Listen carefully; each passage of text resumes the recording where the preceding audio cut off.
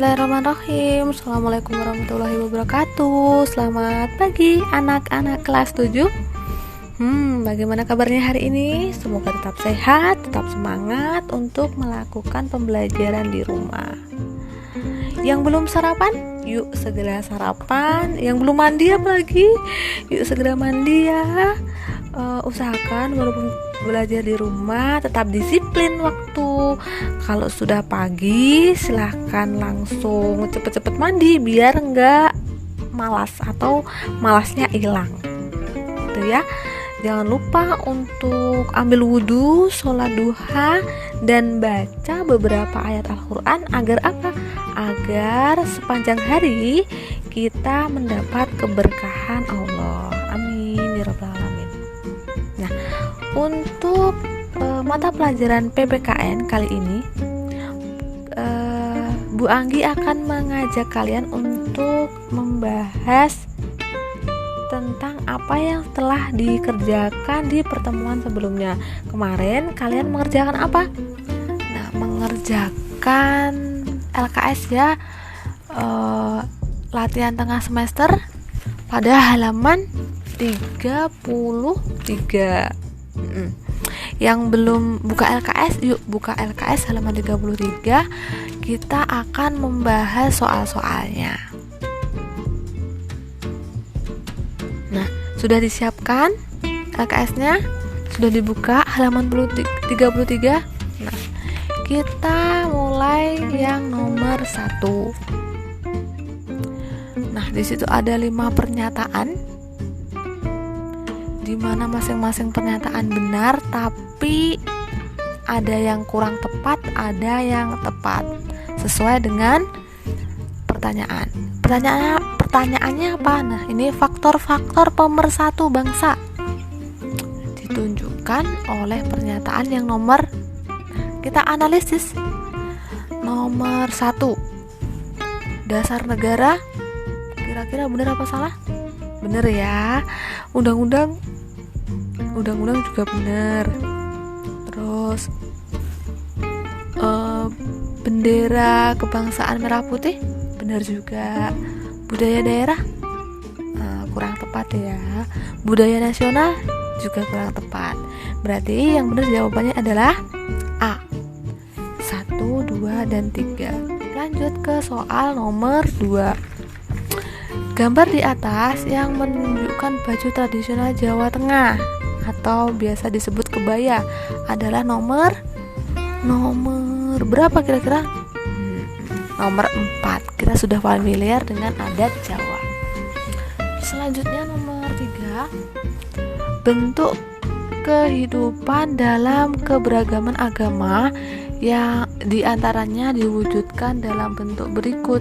Nah, hati-hati, ada kata kecuali, berarti jawabannya yang tidak benar. Yang mana berarti? Iya, mengganggu orang yang sedang melaksanakan ibadah agamanya yang berbeda dengan agama kita. Jangan ya. Itu namanya tidak toleransi atau intoleransi. Lanjut ke nomor 4. Negara Kesatuan Republik Indonesia adalah negara kepulauan yang berciri Nusantara dengan wilayah dan batas-batas dan hak-haknya ditetapkan dengan undang-undang.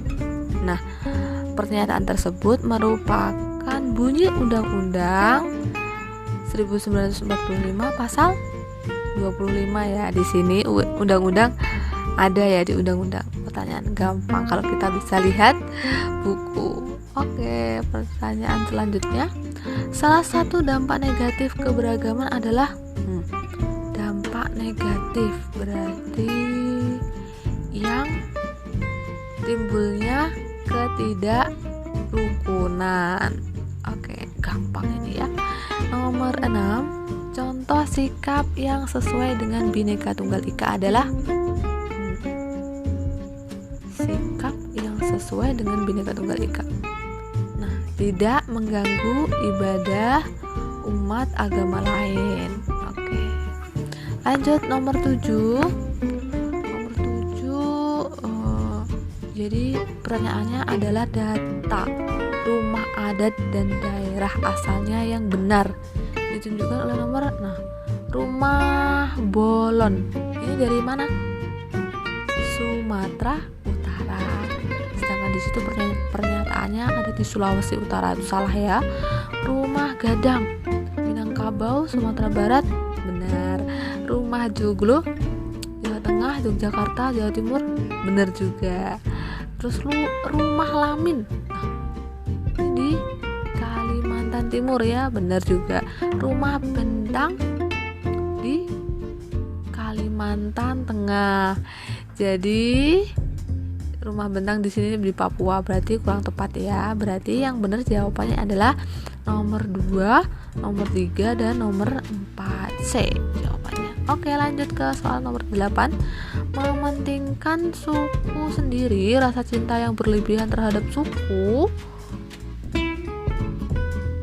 bangsa sendiri disebut, yang ini disebut sukuisme.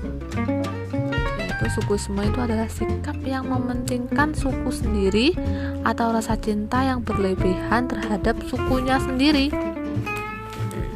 Lanjut ke soal nomor 9. Peran masyarakat dalam menjaga perbedaan keragaman dan keselarasan budaya agar tidak menciptakan konflik, yaitu dengan cara menjauhi sikap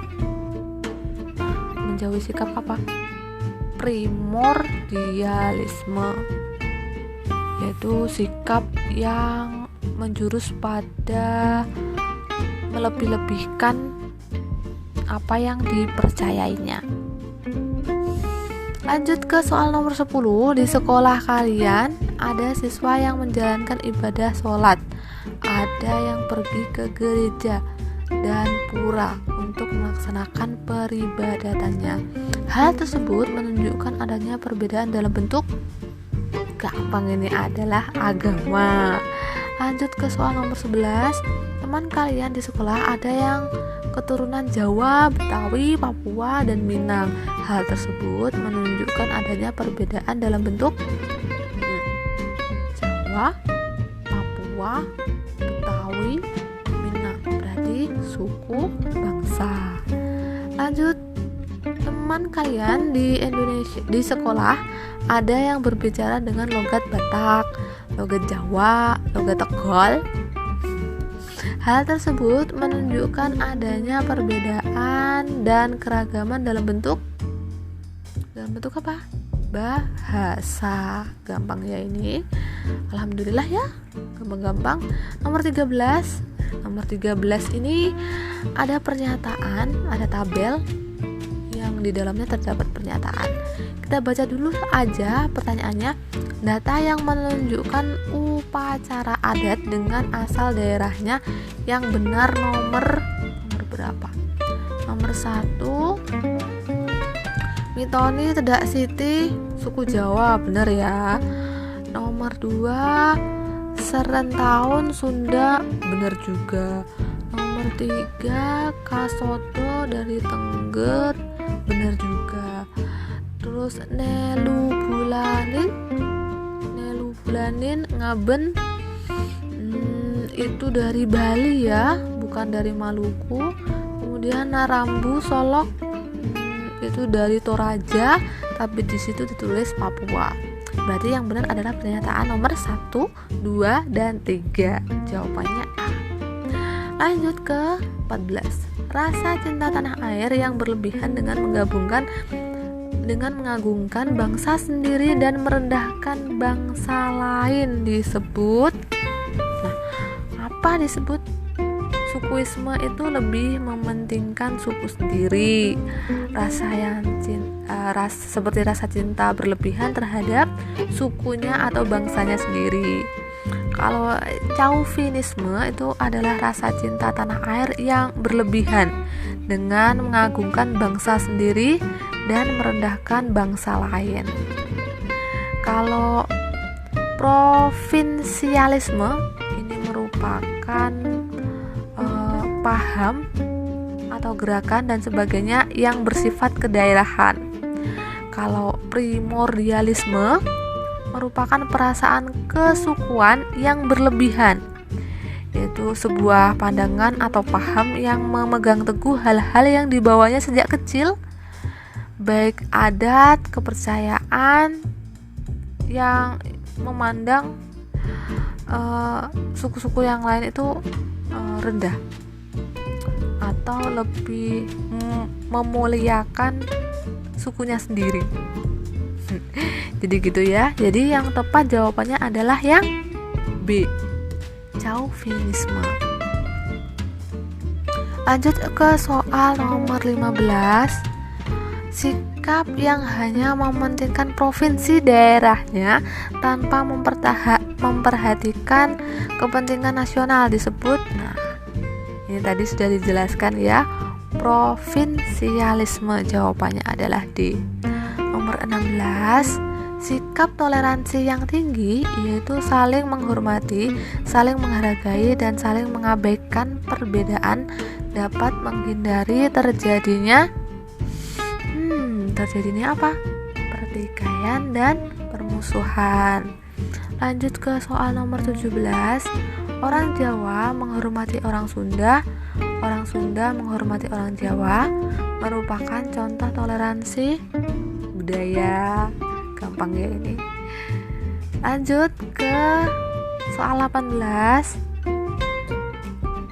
Menghormati waktu ibadah agama lain, tidak berbuat gaduh atau keributan dengan maksud untuk mengganggu ibadah lain, tidak mendiskriminasi atau memperlakukan rendah orang yang menganut agama lain merupakan contoh toleransi beragama. Karena temanya atau yang sering disebut di situ adalah kaitannya dengan agama, maka lebih ke toleransi agama. Lanjut, nah di situ ada banyak pernyataan, ada 5 pernyataan.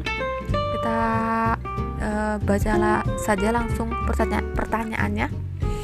Cara membangun sikap toleransi dalam kehidupan sehari-hari ditunjukkan oleh pernyataan nomor membangun sikap toleransi.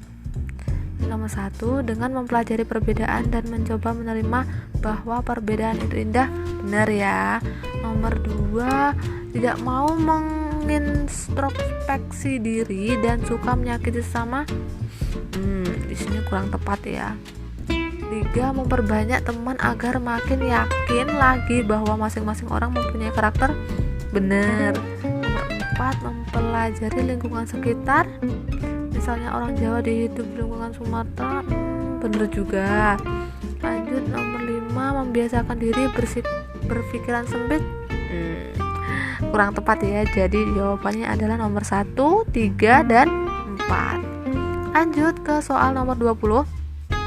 Pernyataan lagi. Ya, dibaca satu-satu setiap pernyataan lalu dicocokkan dengan pertanyaannya.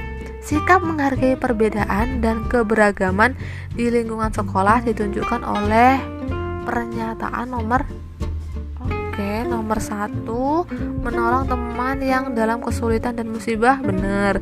2, menghormati guru dengan bersalaman tiap bertemu. Benar. 3, saling tolong menolong terhadap semua teman dan guru. Benar. Nomor 4, menolong tetangga yang terkena musibah. Karena ini konteksnya perbedaan dan keragaman di sekolah, fokusnya berarti di sekolah, maka nomor 4 kurang tepat. 5, menyantuni fakir miskin dan yatim piatu. Ini juga kurang tepat karena lebih tepatnya di masyarakat. Berarti jawabannya adalah nomor 1, 2, dan 3. Lanjut ke 21. Terhadap teman sekolah yang berasal dari suku bangsa yang berbeda, kita harus saling apa? Saling menghormati ya. Jangan saling bermusuhan, apalagi bersaing atau menjauhi. Oke, jawabannya adalah C. 22. Berikut ini contoh kerjasama dalam kehidupan berbangsa dan bernegara, kecuali. Nah, ada kata kecuali, hati-hati. Jawabannya adalah do, menolak untuk membayar pajak. Ini tidak benar. Oke. 23. Contoh kerjasama yang tidak diperbolehkan dalam sekolah adalah, ingat, tidak diperbolehkan. Jadi kerjasama dalam tes untuk mendapatkan nilai yang bagus dengan saling mencontek. Itu jawabannya. Nomor 24. Arti penting kerjasama dalam berbagai bidang kehidupan bermasyarakat, berbangsa dan bernegara akan memperkukuh. Ini jawabannya adalah persatuan dan kesatuan bangsa. Lanjut, Agnes, seorang anak beragama Kristen. Dia mempunyai teman bernama Ika, seorang muslim. Pada bulan Ramadan, sikap yang baik ketika siang hari terhadap Ika adalah, jawabannya adalah menghormati Ika karena sedang berpuasa. Lanjut, 26. Semangat kerjasama dalam kehidupan di masyarakat terwujud dalam kegiatan gotong royong yang sesuai dengan kehidupan budaya daerah. Adapun gotong royong yang dilakukan oleh masyarakat Indonesia merupakan perwujudan semangat sila Pancasila, yaitu Persatuan Indonesia. 27. Gotong royong merupakan ciri khas dari budaya masyarakat Indonesia yang didorong adanya kesadaran, yaitu manusia merupakan bantuan orang lain dalam kehidupannya.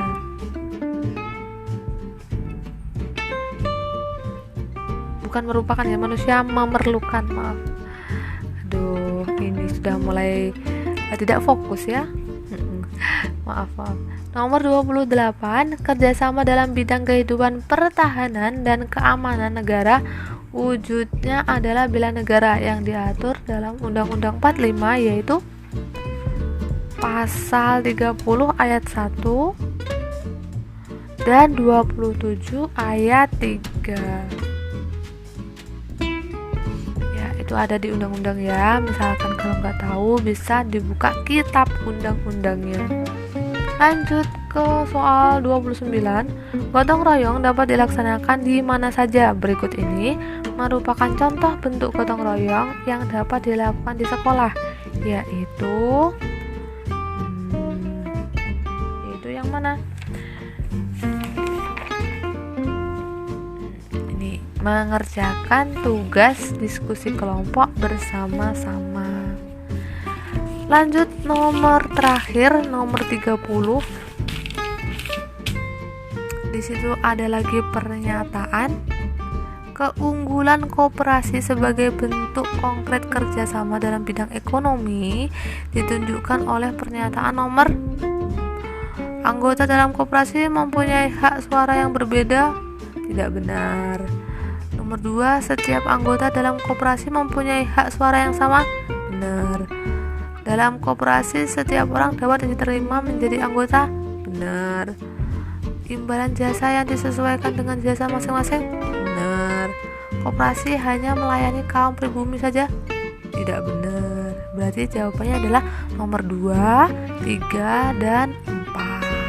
Nah, demikian tadi pembahasan soal latihan tengah semester. Gimana? Banyak salahnya apa banyak benernya ini? Tidak apa ya.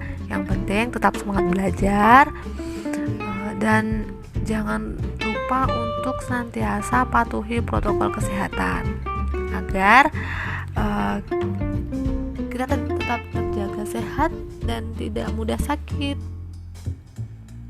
Gitu nggih pembahasan kali ini, semoga bermanfaat. Terima kasih sudah menyimak. Wassalamualaikum warahmatullahi wabarakatuh. Semangat.